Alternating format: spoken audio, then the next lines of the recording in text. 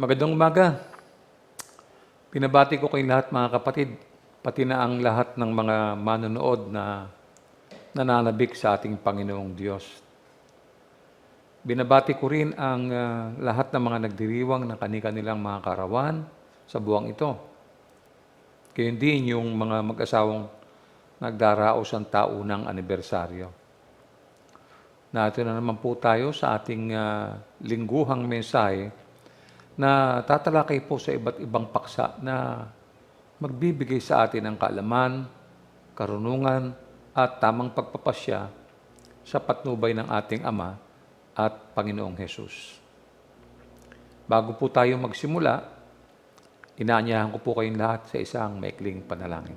Tayo po'y manalangin. Ama naming nasa langit, aming manlilikha at tagapagtanggol, sa pamamagitan ng iyong mabuting kalooban, kami ay buhay at malusog at may kasapatan upang kami makapaganda sa aming gawain ng pagsamba at pakikinig sa iyong salita. Pinupuri ka namin sa lahat ng mga bagay na iyong ipinagkaloob. Patuloy naming itinataas ang bayang ito na sana'y makita ang iyong kabanalan. Panginoon, inihahandog namin sa iyo ang lahat ng aming mabubuting gawa at hiniling namin na ang lahat ng aming mga ginawa ay magamat lamang sa iyong kaluwalhatian magpakailanman. Salamat sa kaligtasan, salamat sa iyong pag-ibig, sa iyong kaluwalhatian. Ito po ang aming panalangin. Sa pangalan ng iyong anak na si Jesus. Amen. Ang paksa po natin ngayong umaga ay tungkol sa mga gawain ng church na sa hindi natin inasahang pagkakataon ay nabago po. Obviously, alam naman ninyong lahat kung ano po nangyari. Ang akala ng marami, sandali lang po ito. Ang tinutukoy ko kasi ay yung pagsiklab ng COVID-19.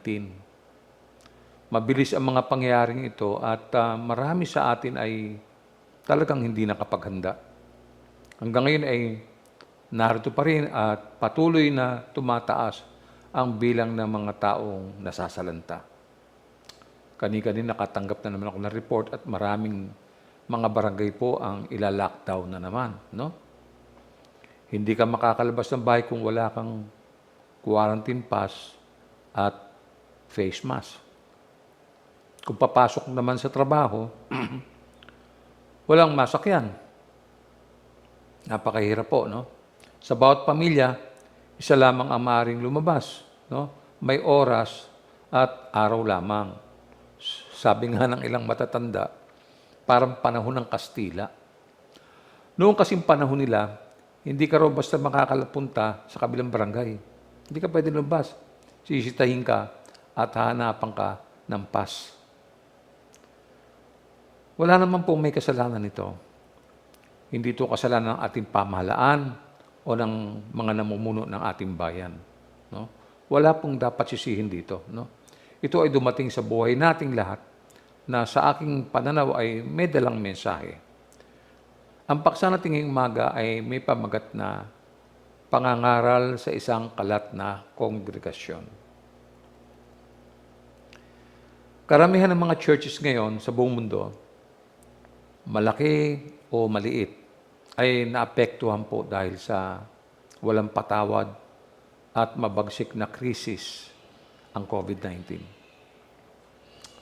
Ang hirap po, hindi po normal ang mga galaw, ang oras, walang katiyakan, no? Hindi man lang sumagi sa isipan hinuman ang mga mangyayaring ito.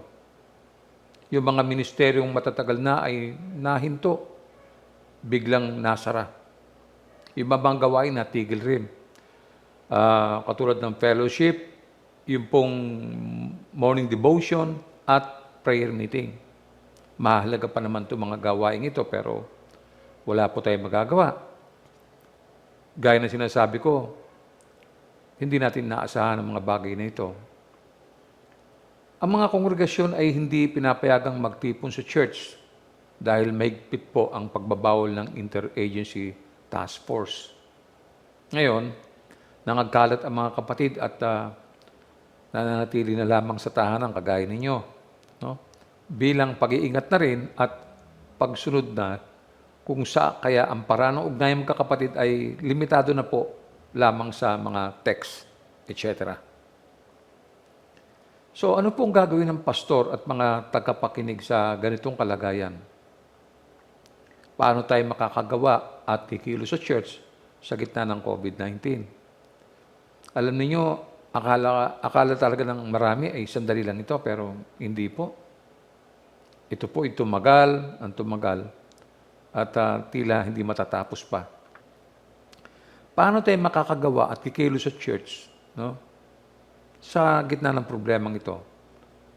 Nais ko pong talakayin kung ano pa ang magagawa ng pastor at kung ano naman ang magagawa ng kongregasyon, no?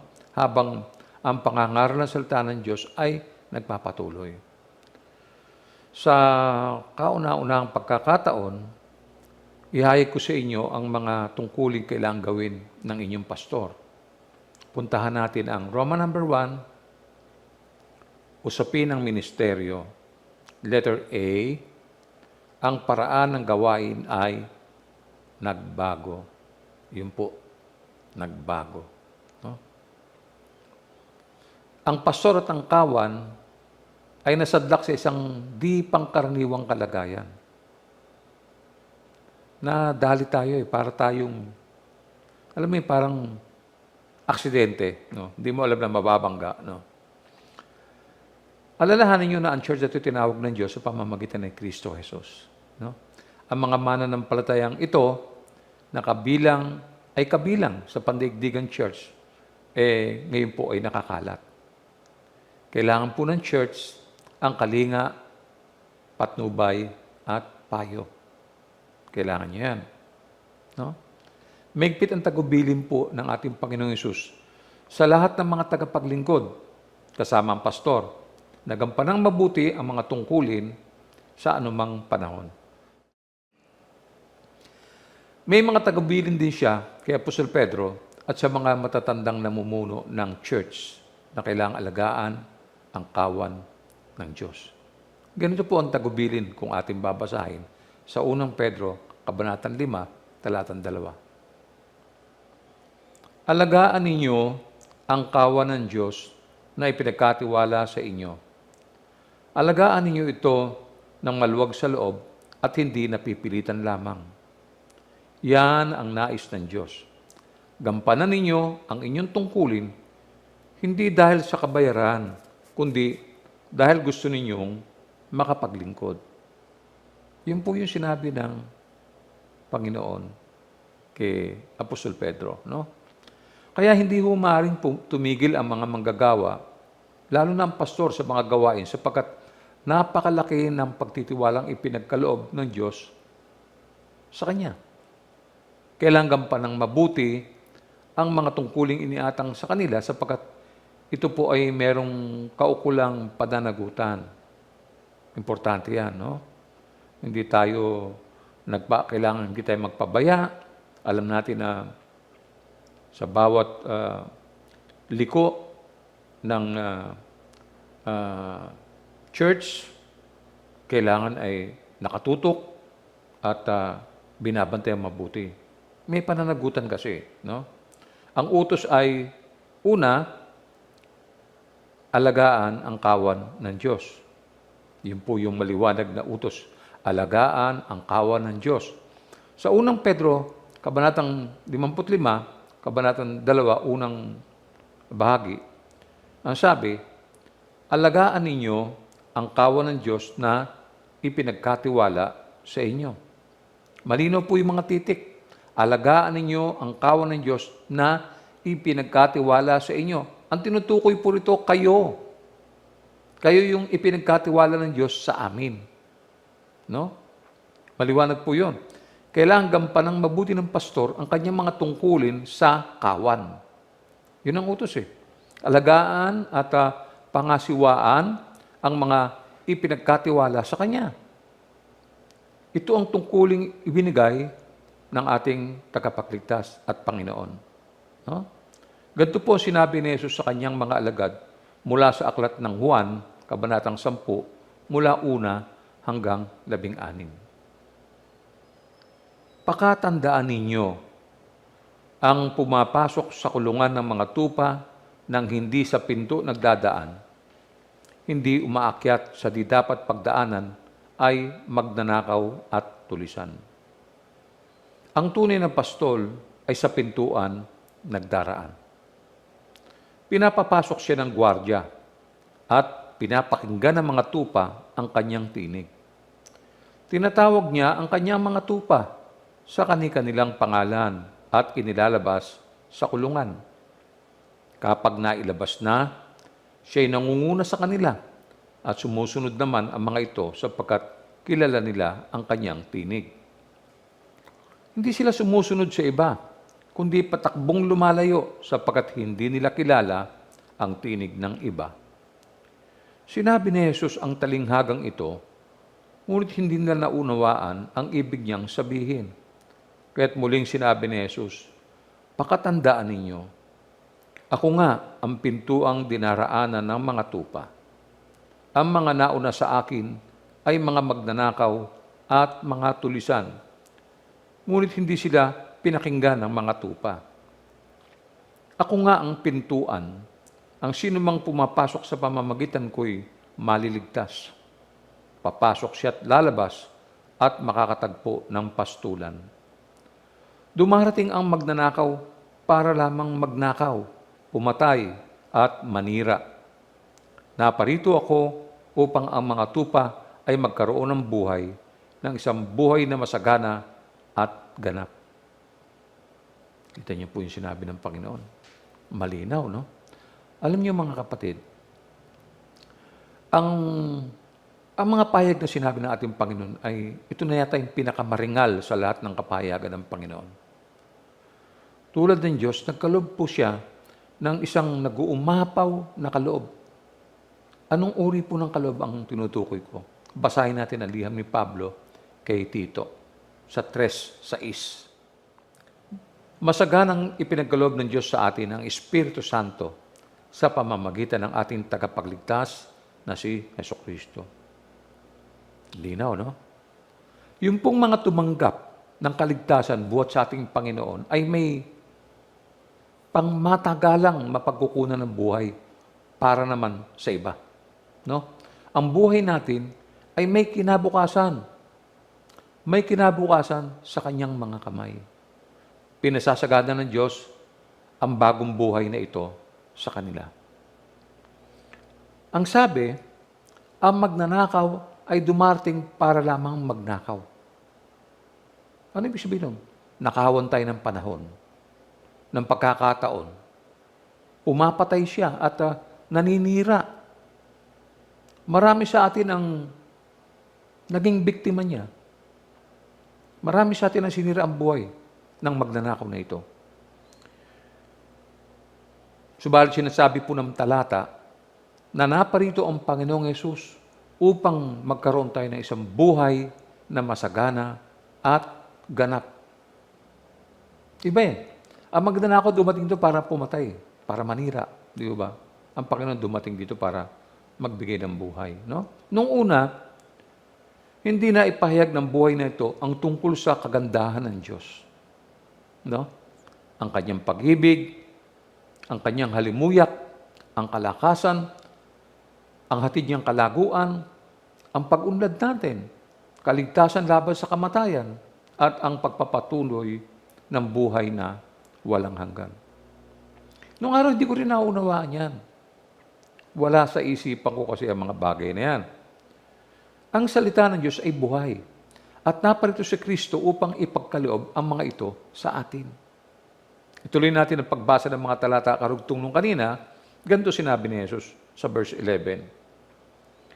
Ako ang mabuting pastol.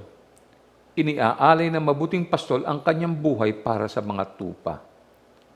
Ang bayaran ay tumatakas kapag may dumarating na asong gubat. Iniiwan niya ang mga tupa. Palibhas ay hindi siya pastol at hindi kanya ang mga ito. Kaya't sinusunggaban ng mga asong gubat ang mga ito at binubulabog. tumatakas siya. Palibas ay bayaran lamang at walang malasakit sa mga tupa. Ako nga ang mabuting pastol. Kung paanong kilala ako ng Ama at siya'y kilala ko, gayon din naman, kilala ko ang aking mga tupa at ako na may kilala nila. At inialay ko ang aking buhay para sa aking mga tupa. Mayroon akong iba pang mga tupa na wala pa sa kulungang ito. Kinakailangan sila ipasok ko rin at papakinggan naman nila ang aking tinig. Sa gayon, magiging isa na lamang ang kawan at isa ang pastol. Napakagandang basahin ang salita ng Diyos. Punong-puno siya ng kapayapaan. Punong-puno ng liwanag, no? Sa makatwid, maliwanag kung bakit naparito si Jesus, mga kapatid. Siya ang mabuting pastol, ang wika. Naparito siya upang ipagkaloob ang kanyang buhay para sa ating lahat. Ito niyo. Punta tayo sa ikalawa. Alagaang mabuti ang mga ipinagkatiwala sa inyo. Isang utos. No? Inuutusan ng Panginoon ang pastor at ang mga manggagawa na alagaang mabuti ang kawan at ingatan lahat yung mga ipinagkatiwala sa kanila. Kayong mga mananampalataya ang tinutukoy dito na kawan. Dapat maintindihan ninyo ito, no? Gayun din naman, kayong mga kapatid na merong mga inaalagaan, tiyak na meron, no ha? Yung mga sinishare ninyo noon, yung mga pinagtsatsagaan ninyo, no? Alagaan nyo rin mabuti sila kahit na mahirap at nasa gitna tayo ng COVID-19. Pagka gusto, may paraan, no? Naalala mo ba kung sino-sino sila? Natatandaan mo ba mga pangalan nila? Sila yung mga na-invite mo. Sila yung mga taong dati ay ligaw na ngayon ay nakasumpong ng pag-asa dahil kay Kristo. Dahil sa paggiya mo sa kanila, no? Huwag mo silang pabayaan. Sayang, no? Uulitin ko ang utos sa unang Pedro 5:2, unang bahagi. Alagaan ninyo ang kawan ng Diyos na ipinagkatiwala sa inyo. Kailangan alagaan ang kawan, no? Sa pamamagitan ng doktrina at disiplina, no? Pangungunahan sila.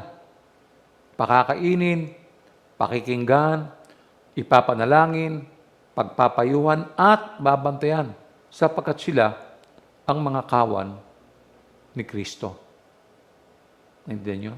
So, ang sabi rito, hindi napipilitan lamang sa tungkulin, kundi dahil malugod na tinanggap. Hindi mabigat sa kalooban, bagamat mabigat na pasanin. Ganun po talaga. Hindi dahil sa kabayaran, sapagkat kung ito ang magiging motibo natin, no? At hindi tayo susunod sa tungkulin, masahol pa tayo sa taong magnanakaw na binabanggit ni Jesus. Pinapapansin rin na iiwan ng mga bayarang ito ang tupa at lilipat sa iba dahil sa mas malaking pakinabang o kaya ay kita. Ganyan? No? Alam nyo, nangyari ito sa church natin noon eh. No? Dahil wala tayong naibibigay sa kanya, iniwan. Iniwan ng church. At bumalik pa sa akin at ikinuwento na natanggap siya sa kabilang church at malaki raw ang kinikita niya roon. Nakakalungkot, no? Wala hong malasakit ang bayaran na ito sa church na tinubos ng Diyos sa kasalanan. Wala silang takot at hindi marumahiya. Hindi naman katakataka kung bakit gayon eh. Dahil hindi naman siya ang pastol eh, sabi ni Jesus eh. Kundi mga bayarang anting mo mga bayarang masahol pa sa asong gubat. Di ba? Ang dami niyan. No? Kailangan ng malasakit. Malasakit na umuugat sa pag-ibig. Kailangan po yun. No? Kailangan ingatan ang kawan ng Panginoon. Ganito naman ang sinabi ni Pablo sa Aklat ng Roma sa 8:27. Basahin natin. At ang Diyos na siyang nakakasaliksik sa puso ng tao, ang siyang nakakaalam kung ano ang kalooban ng Espiritu. Sapagkat ang Espiritu ang namamagitan para sa mga hinirang ayon sa kalooban ng Diyos. Ayon sa kalooban ng Diyos. Kailangang maging handa ang puso at isipan. Kailangan ng prayer. Kailangan ng morning devotion. Kailangan ng regular na panalangin. Maagap at buong puso dapat ang paglilingkod. Walang makasariling motibo o personal na pakinabang. No? Ikatlo, ano pa ang kailangan sa ministeryo? Maging maluwag sa loob. Basahin natin ang unang Pedro, Kabanatang 5, talatang 2, ikalawang bahagi. Alagaan ninyo ito ng maluwag sa loob at hindi napipilitan lamang. Ano po ibig sabihin yan? Maglingkod ng masaya na may kagalakan. Maluwag sa kalooban. Maluwag sa kalooban. Hindi napipilitan.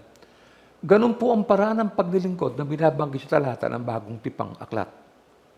Alam nyo, wala nang tataas pang tungkulin kundi ang tungkuling ipinagkatiwala sa atin. Hindi naman ibibigay tungkulin yan kundi ka mapagkakatiwalaan eh. Di ho ba? Lalabas na hindi ka mabuting tagapangasiwa eh. Hindi naman talaga madali, ngunit maaaring talikuran ang mga gawaing iniatang sa atin ng Diyos kapag ka nahihirapan na. Pero hindi dapat tularan ang ginawa ng bayaran sapagkat mabigat ang habilin po ng Panginoon sa amin. Ang wika niya, alagaan ninyo ito ng maluwag sa loob. Yan ang nais ng Diyos. Malinaw po yan. Yan ang nais ng Diyos. Meron pang habilin. Ika-4, maglingkod at hindi napipilitan lamang. Unang Pedro, Kabanatang 5, talatang 2, ikalawang bahagi, alagaan ninyo ito ng maluwag sa loob at hindi napipilitan lamang. Yan ang nais ng Diyos. Alam nyo, ito yung panahong nakakadama ka ng mabigat na pasanin at dumadaan ka sa maraming mga pagsubok. Alalahanin natin na dumarating sa buhay nating lahat ang mga sandali ng kahinaan. Minsan parang bibigay ka na, minsan parang hindi ko na kaya. Naalala ko po yung matagal na panahon na nandun ako sa Bataan. Isipin niyo po yun, wala naman akong bahay na tutulugan eh. Doon ako natutulog sa bangka sa labing dagat. Hindi ako nakakatulog magdamag. Maraming lamok at malamig. Pero ano ba naman yung ikukumpara ko sa buhay halimbawa ni Pablo? Huwag na sa Panginoon. Kay Pablo na lang. Hindi tayo lulusot doon. No? Kaya nga, sa kabila nito, kailangan sumunod ng merong masayang puso sa tungkulin nang hindi napipilitan at maging malaya at hindi tulad ng isang alipin. Naalala ko po yung mga panahong yon. Nag-iisa ako, wala akong kasama. Hindi ko na kayang ulitin ngayon yun. Tama na yung isa. Salamat sa mga taong tumulong sa akin. Naalala ko po si Caselso, ang kapatid na nasa langit. Naalala ko yung iba pa mga kapatid doon na tumulong sa akin, yung mga kabataan doon. No? Kaya hindi ako nanghihina kasi nagiging inspirasyon ko po yung mga kabataang naroroon. Nasisiya ng aking kalooban. No? Kahit na mabigat at nakakapagod yung mga gawain, kailangan magpatuloy. Ganun po talaga lalo na po ngayon, may pandemya man o wala, kailangan maglingkod ng hindi napipilitan lamang. Kita niyo po? Kasi kung mahal mong ginagawa mo, hindi ito magiging mabigat para sa iyo. Sabi nga nila, pagka gusto, walang problema. Di ba? No? Wala naman kasing gawain na madali di ba? Pero kung gusto mo, madali lang yon. No? Naalala ko po ang buhay ng ating Panginoon, yung kanyang mga pagtitiis, no? Minsan tinatanong ko nga yung aking sarili. Pagkatapos ng lahat ng ito, itong lahat ng ginagawa kong ito, anong kahinatnan ko sa paglilingkod? Dumating na ba sa inyo yung mga pagtatanong na yan? Pero maliwanag po ang pangako ng Diyos. Aking pinanghahawakan yon. No? Tuloy natin. Ano pa? Ikalima, naglilingkod ka, hindi dahil sa kabayaran. Unang Pedro, kabanatang 5, 2 pa rin, no? Gampanan ninyo ang inyong tungkulin. Hindi dahil sa kabayaran, kundi dahil gusto ninyong makapaglingkod. Nilinaw na mabuti ito ng ating Panginoon sa aklat ng Juan, no? Sa 10 mula 12 hanggang 13. Pakinggan niyo mabuti. Ang bayaran ay tumatakas kapag may dumating na asong gubat. Iniiwan niya ang mga tupa. Palibhasa ay hindi siya pastol at hindi kanya ang mga ito.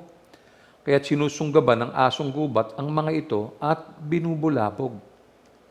Tumatakas siya. Palibhasa ay bayaran lamang at walang malasakit sa mga tupa. Alam niyo, nakakahiya po itong ganito. Alam niyo, nakakawala ng dangal. No? Ang tao pagka wala ng dangal, parang di na tao eh. Walang dignity. Alam niyo yun? Palibhasa ay bayaran lamang eh. Wala silang pagmamahal. Wala silang pagmamalasakit.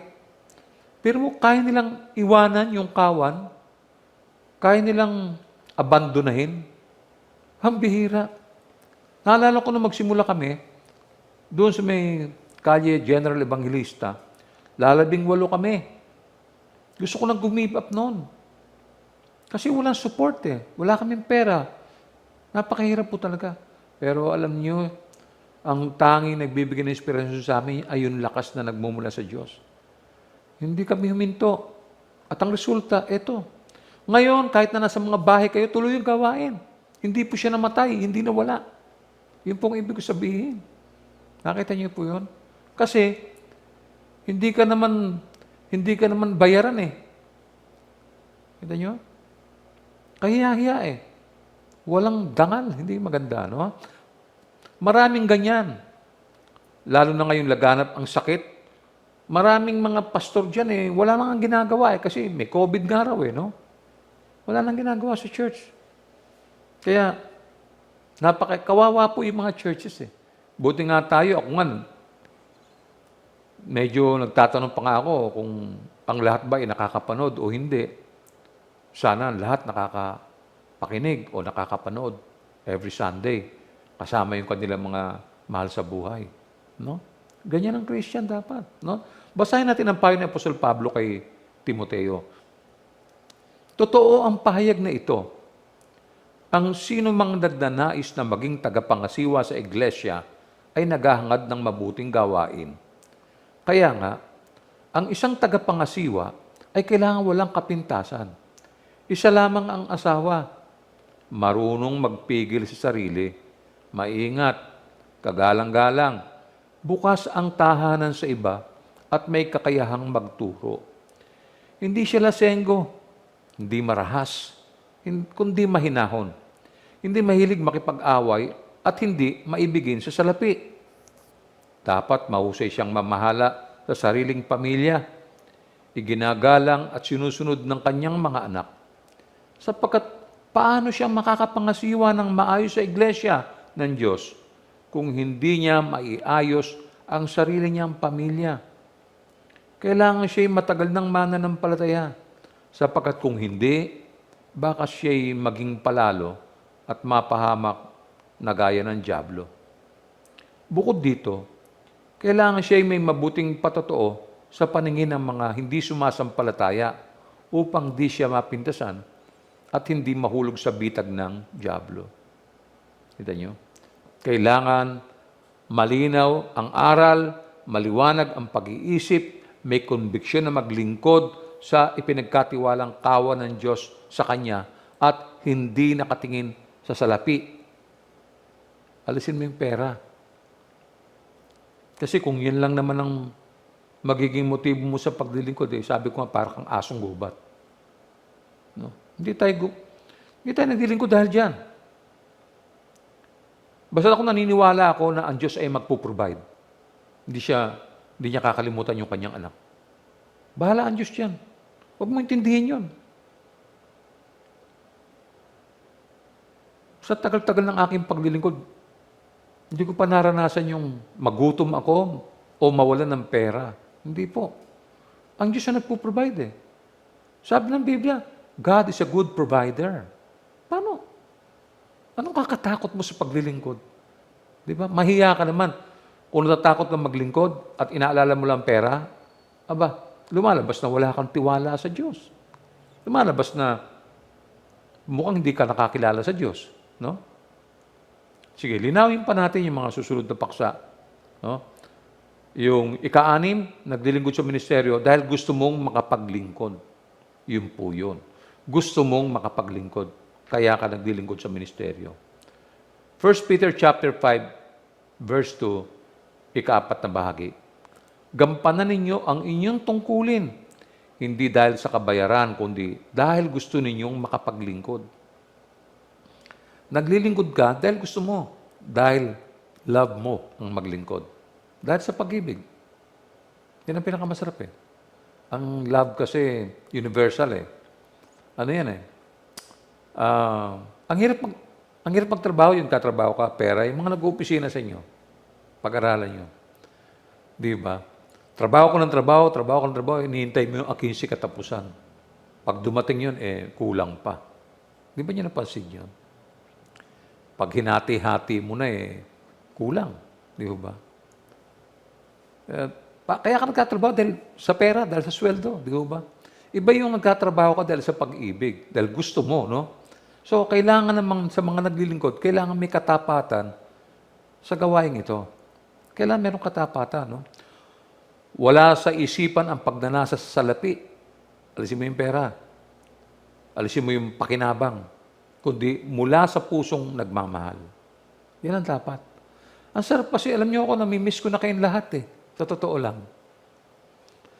Alam ko malungkot na ang buhay ko kasi maraming mga kapatid na hinahanap ko. Alam mo, pagising sa umaga, pupunta ako sa church. Ay, nga pala, wala palang gawain. Alam mo, nakakalungkot eh. Nung nag-morning devotion naman kami, natigil naman dahil naghigpit naman bigla na naman. Matitigas kasi ulo ng mga tao eh. Nakita niyo po yun? Nakakalungkot eh. Miss na miss ko na po. Ang dami mga kapatid, di ko na babanggitin dahil baka magkakaselosan pa. Ang dami mga kapatid na namimiss ko. Mga nanay, namimiss ko rin. No? Sayang. Pero alam ko na hindi magwawakas ang buhay natin nang nandiyan pa ang COVID. No, ha? Malaki kasi ang pagkakaiba ng gawaing binabayaran ka kaysa gawaing gusto mo dahil gusto mo maglingkod. Malaki po yun. Basahin natin ang aklat ng mga gawa sa 20:28. Ingatan ninyo ang inyong sarili at ang buong kawan, sapagkat siya'y inilagay ng Espiritu Santo sa inyong pag-iingat. Pangalagaan ninyo ang Iglesia ng Diyos na kanyang tinubos sa pamamagitan ng dugo ng kanyang anak. Ang linaw ng habilin, ano? No? Pangalagaan ninyo ang Iglesia ng Diyos na kanyang tinubos sa pamamagitan ng dugo ng kanyang anak. Napakatindi, no? For Christians, alam nyo, ang lakas ang tama niyan. No? Kailangan talagang pangalagaan. No, ha? Walang dapat na alalahanin ang manggagawang itinalaga saan mang dako. No? Meron silang masisilungang church na kailan may hindi mawawala at may pastor na mangangalaga sa kanila kahit na magkakahiwalay physically. Naalala ko ang kapatid na Flor at Haji. Nandiyan sila ngayon at nanonood. No? Nagtsatsaga, nagtitiis. Alam nyo, hindi madali yung ginagawa nila. No? Kaya nga, ang nagpapaikot ng buhay nila, pag-ibig. Yung mga kapatid din. Kaya maraming kapatid na malapit din sa kanila, alam nyo, ganyan ang pag-ibig eh. No? Lumilipat yan. No? Kaya magpatuloy kayong dalawa riyan, mga kapatid. At bakit?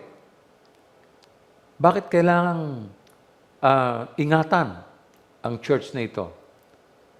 Alam niyo kung bakit? Sapagkat ang nagtayo ng church na ito ay walang iba kundi ang ating Panginoong Hesukristo. Ganito po ang sinabi ng ating Panginoon kay Apostol Pedro. Basahin natin sa Mateo 16:18.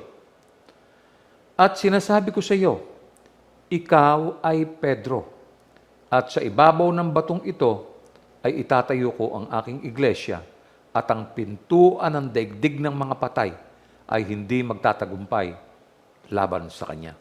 Kita niyo kung gaano katibay ang church? No? Bakit? Sapagkat nasa ilalim siya ng pangangalaga ng ating Panginoong Jesus. Kahit sa gitna ng pandemya, magpapatuloy yan. Walang maaring magpahinto niyan. Miski may digmaan, may gawain pa rin. Maniwala kayo.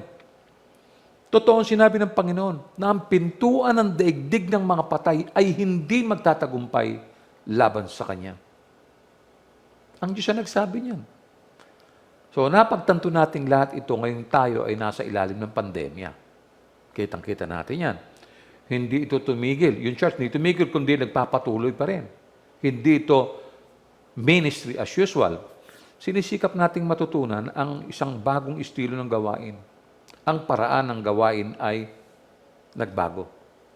Hindi na ito katulad ng dati. Kaya ako binanggit kanina yung ministry as usual. No? Ang gawain po ay nagpapatuloy at nagsisikap na ipamuhay ang Ebanghelyo. No? Mahalagang maintindihan natin to. Ang katotohanan ng buhay, kamatayan, libing at ang muling pagkabuhay ni Kristo mula sa mga patay. Yun ang magandang motivation. No? Ito ang nagbibigay ng katwiran sa atin upang magkaroon ng buhay na walang hanggan. No? Sa pamamagitan ng pagtalikod sa kasalanan at pagsuko ng buhay kay Kristo. So ano ang gagawin ng isang pastor sa isang nagkalat na kongregasyon? Paano mangangaral ang pastor sa isang kongregasyon gayong bakante ang banal na dako ng sanktuaryo? Wala naman ang church. Di ba? Nasaan ang mga tagapakinig? Paano matutugunan ang mga pagkaing espiritual na kinakailangan ng kawan ng Diyos? Punta tayo sa ikalawang bahagi. Sa mga mangangaral, ang pangangaral ay maring gawin sa iba't ibang paraan. Alam nyo, nang ipahayag at ipagbawal ng IATF ang mga pagsasama-sama at mga pagtitipo ng mga churches, ay nabigla at nasyak ang marami. Ako hindi ko akalain magkakagan. Isinaalang-alang po ng inyong pastor ang mga paraan na maaring gawin ng isang typical na gawain sa pamamagitan ng iba't ibang media platforms tulad ng YouTube. Kailangan mag-isip. Kailangan humingi ng tulong sa Diyos. Kailangan ng wisdom. Nasanay tayong dumalo sa regular na gawain ng church, kaya gumawa tayo ng paraan kung paano natin ipagpapatuloy ang gawain ito. Hindi mapuputol, sinabi ni Jesus. Sa katunayan, nagawa natin ng paraan ang problema ito dahil sa makabagong teknolohiya ng komunikasyon. Pinalaki tayo at nasanay sa regular na panonood ng TV at ngayon, ang internet. Pinapanood natin, halimbawa, ang isang taong nag-i-ehersisyo kasabay ng tugtog o kaya nagpapakita yung isang babae kung paano magtupi ng damit. Tumatawa tayo sa mga comedy programs at umiiyak sa mga drama. Di ba? Kaya ginamit ng church ang teknolohiyang ito upang maihatid ang mensahe ng Diyos sa bawat kapatid kahit may pandemya sa pamamagitan ng YouTube. Nang sumiklab ang COVID-19, ang ilang mga churches ay gumawa ng mga video at itinanghal ito sa kanilang live worship services. Sa isang sanktuaryo na wala namang tao. Natural na ang mga malalaki at ang mga mayayamang mga churches ay may kanyang-kanyang kakayanang gumawa ng media at syempre kumokopya ng mga magagandang produksyon. Yung ilan nga sa kanila ay naka-live telecast pa. No? Ngunit yung maliliit, yung mga kongregasyon na mahirap at walang kapasidad na gawin ito sa harapan ng santuario, kawawa naman. No? Isipin rin natin ang damdaming hinaharap ng isang mahirap na church kung siya ay ihambing sa isang mas mayamang church. Hindi tayo nakikipagpaligsahan, no? O umaasang magawa ang mga ginagawa nila. Dahil po sa mga bagay na ito, naghanap tayo ng pinakamainam na paraan para sa church, no? Kung paano mangangaral ang inyong pastor sa isang media platform, no? Katulad ito ng ibang programa sa TV o video, no, na ating pinapanood, minsan sa computer, no? Maaari nang manood ng mga kapatid sa kanilang mga TV at cellphone, kaya lang may problema. Hindi sila makaugnay. Umaasa na lamang silang mapagpala kahit na hindi sila makalahok. Yun ang problema. Wala na ang kamayan at ang batian. Nawala na lahat yan eh. No? Ang pangkalahatang kalikasan ng media ay nakakatulong sa atin kung paano natin gagamitin ito para sa ating church, sa ating kongregasyon, at sa Ebanghelyo ni Kristo. Ang mga tao kasi ay naghahanap ng koneksyon sa Diyos. Kaya itong gawaing ito ay isang paraan ng Diyos upang maabot natin at marating sila. Ang katanungan na nais nating malaman ay kung paano natin pauunlarin ang koneksyon ng church sa pamamagitan ng isang medium na tulad ng TV. No? Nais nating matiyak na maalagaan ang kawan, no, kapag nakaugnay tayo sa kanila sa pamamagitan ng television. Sa bagay, marami namang paraan kung ang layunin natin ay magkaugnayan tayo. No? Mabuti na rin ito kaysa mangaral ang pastor sa pulpito sa harapan ng isang sanktuaryo na walang laman. Di ba? Mas mabuti na itong ginagawa natin dahil nagiging mas personal. Andiyan ka, nandito ako. Nag-uusap tayo. Di ba? No? Marami sa inyo ang natatakot, obviously, dahil sa kumakalat ng sakit. Nakakulong kayo sa inyong mga tahanan at naghihintay ng pag-asa na isang araw ay magkaroon ng gamot para sa COVID-19. Nadadama nyo rin marahil na hindi kayo makaugnay, katulad ko, sa ibang mga kapatid dahil malayo tayo sa isa't isa. Marahil ang ating pangangaral sa panahong ito ay pwedeng maging katulad ng pag-uusap ng magkapatid. Nanonood ka at nakikinig sa loob ng iyong tahanan. Sa halip na tumayo ako sa pulpito at mangaral tuwing umaga ng linggo, mas mabuti pang maupo ka na lang dyan sa iyong paboritong upuan. No, ha? At mag-usap tayo sa isang pamamaraang malapit, may pangangalaga at harapan. Higit sa lahat, magsasalita ako sa isang paraang makauugnay sa iyo saan ka man naroon. Sana'y patnubayan tayo ng Diyos. No? Ikatlo, para sa kongregasyon, letter A, maaaring baguhin ang paraan ng pakikinig. Basahin natin ang aklat ng mga bilang, Kabanatang 24:16. Ang pahayag ng isang taong nakikinig sa salita ng Diyos, nang nakakaalam ng kalooban ng kataas-taasang Diyos, nang nakakakita ng pangitain buhat sa makapangyarihan, kahit nabuwal sa lupa'y malinaw pa rin ang aking paningin. Masyadong malalim, ano? Hindi magkukulang ang Diyos sa kanyang mga pangako at pamamaraan. Tandaan mo yan, kapatid.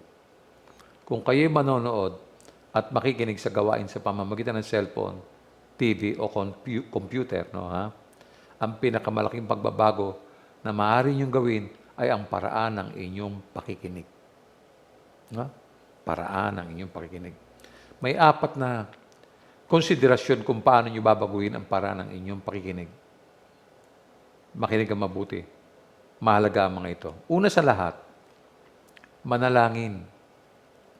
Juan 14:12-14. Pakatandaan ninyo, ang nananalig sa akin ay makakagawa ng mga ginagawa ko. at higit pa rito, sapagkat babalik na ako sa Ama. At anumang hilingin ninyo sa aking pangalan ay gagawin ko upang maparangalan ng Ama sa pamamagitan ng Anak. Kung hihiling kayo ng anuman sa aking pangalan, ito ay aking gagawin. So nakita natin, nabasa natin kung gaano kahalaga ang panalangin. Yung ibang tao kasi, minamaliit nila yan eh. Minsan parang wala na sa loob nila ang manalangin eh. Yun ang problema eh, no? Kailanman at may problema ka sa iyong buhay, alisin mo yung pagkabalisa at masiyahan ka sa iyong buhay sa ano pa mang paraan. Pray. Mag-pray ka. Kailangan mo ng prayer, no? Lingapin mo yung mga mahal mo sa buhay. Mahalaga ang pakikipag-usap sa Diyos.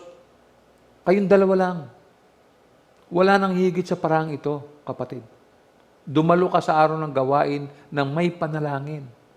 Ipag-pray mo rin, nakausapin ka ng Panginoon sa pamamagitan ng Kanyang mensahe, ng Kanyang salita. Manalangin ka na sana ay maunawaan mong mabuti ang mensahe. Mahalaga yan.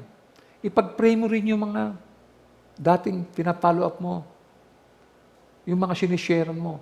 Pag-pray mo yun bago mag-start yung gawain. Di ba? Sa YouTube naman, may 2 minutes pa tayo eh. In 2 minutes, yan yung last 2 minutes. Nag-pray ka. No? Ikalawa, mag-focus. Juan 8:47, unang bahagi.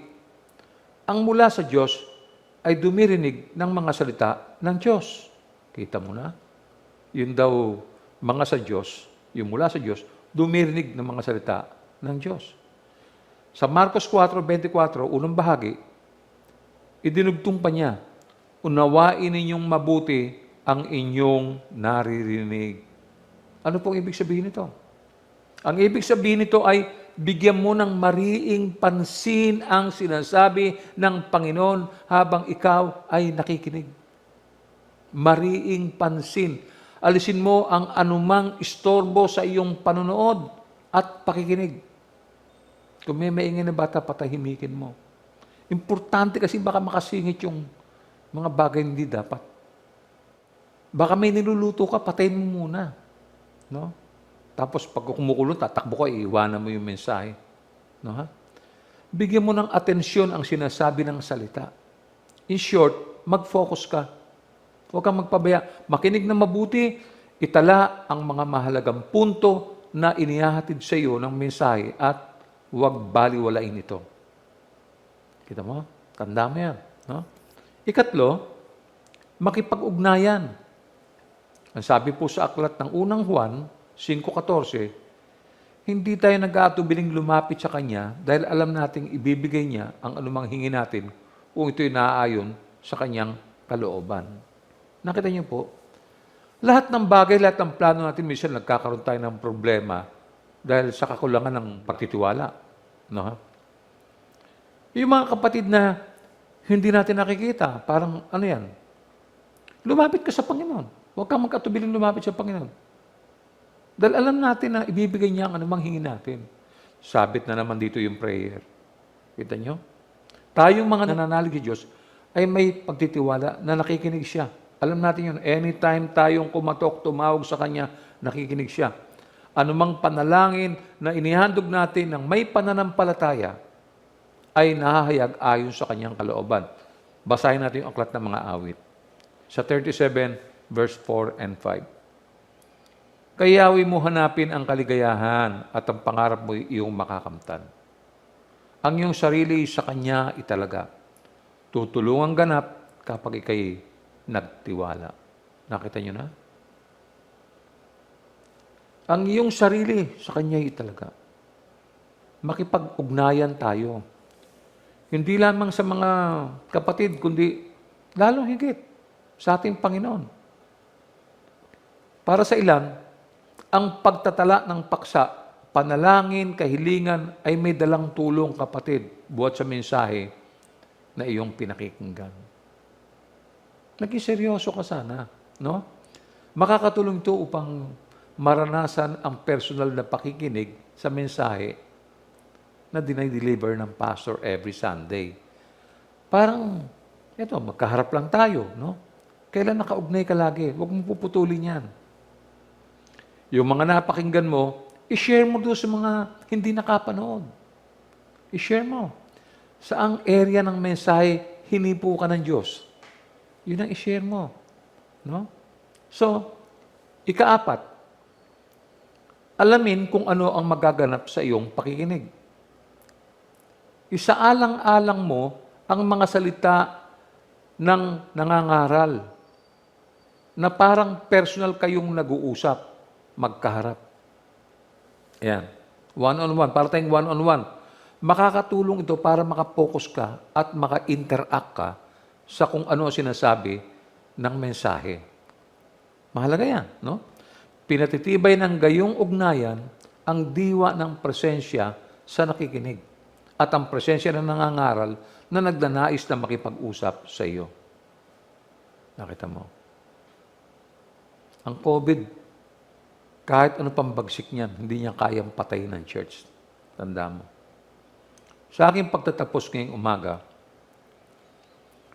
bilang isang mangangaral sa nakakalat na kongregasyon, alam niyo, isang malaking hamon ito na hindi natin naasahang lahat. Ito ay biglang dumating sa ating bayan, ngunit tinawag tayong lahat upang maglingkod sa Panginoon. Natuto tayong lahat sa pamamagitan ng kanyang mga aral. Siyang nagturo sa atin. Kung sasanayin natin ang ating sarili sa pakikinig, madadama natin na tayo ay nakaugnay sa isa't isa at sa ating Panginoon habang inihahayag sa atin ang kanyang salita sa pamamagitan ng social mediums ng ating panahon. Kapatid, may kailangan ako sa iyo. Huwag mong kalimutan ang panonood at pakikinig tuwing araw ng linggo. Yung mga katabi mo, paalalahanan mo. Huwag mo rin kalilimutan yung mga taong minsan ay nagdaan sa buhay mo. Mahalaga sila. Huwag mo rin kalilimutan na anyayahan sila. Ibigay ang link sa kanila.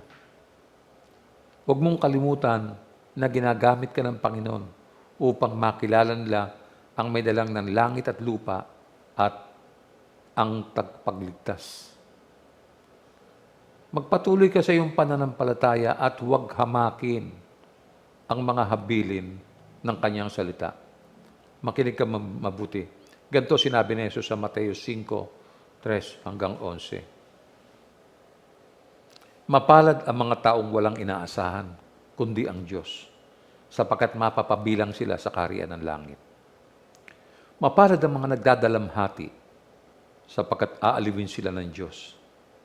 Mapalad ang mga mapagpakumbaba, sapagkat mamanahin nila ang daigdig. Mapalad ang mga nagugutom at nauuhaw sa katwiran, sapagkat sila'y bubusugin. Mapalad ang mga mahabagin, sapagkat kahabagan sila ng Diyos. Mapalad ang mga may malinis na puso, sapagkat makikita nila ang Diyos. Mapalad ang mga gumagawa ng paraan para sa kapayapaan, sapagkat sila ituturing ng mga anak ng Diyos. Mapalad ang mga inuusig ng dahil sa kanilang pagsunod sa kalooban ng Diyos, sapagkat mapapabilang sila sa kaharian ng langit. Mapalad ang mga nilalait at inuusig ng mga tao at pinararatangan ng lahat ng uri ng kasamaan na pawang kasinungalingan ng dahil sa akin. Magsaya kayo at magalak, sapagkat malaki ang inyong gantimpala sa langit. Gayon din ang ginawa ng mga tao sa mga propetang nauna sa inyo.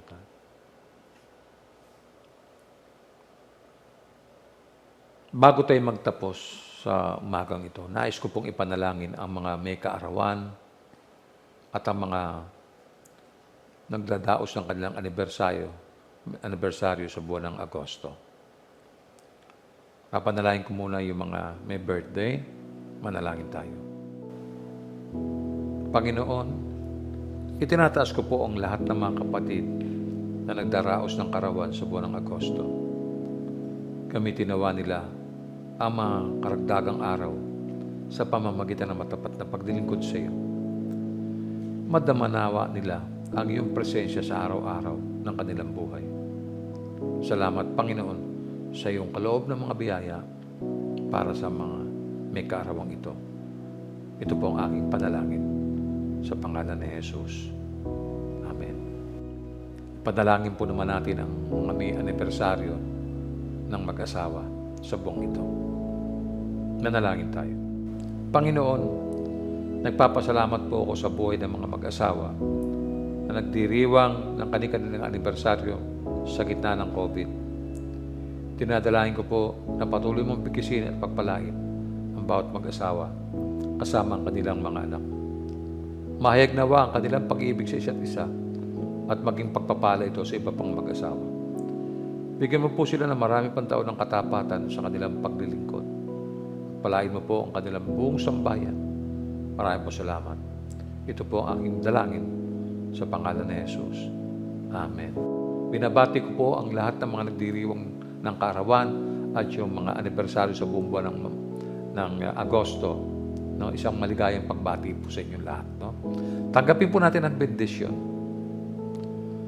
Purihin ang Diyos na makapagpapatibay sa inyong pananampalataya sa pamamagitan ng magandang balita tungkol kay Jesucristo. Ang magandang balitang yan ay isang hiwagang nalim sa loob ng mahabang panahon. Subalit sa utos ng walang hanggang Diyos ay nahayag ngayon sa lahat ng bansa sa pamamagitan ng mga isinulat ng mga propeta upang ang lahat ay sumampalataya at sumunod sa Kanya. At ngayon, sa pamamagitan ng Jesucristo, purihin natin ang Diyos, ang ganap na nakakaunawa sa lahat ng bagay. Lahat ng may pag-ibig sa Diyos ay magsabi ng Amen. Magbatian po tayong lahat, mga kapatid.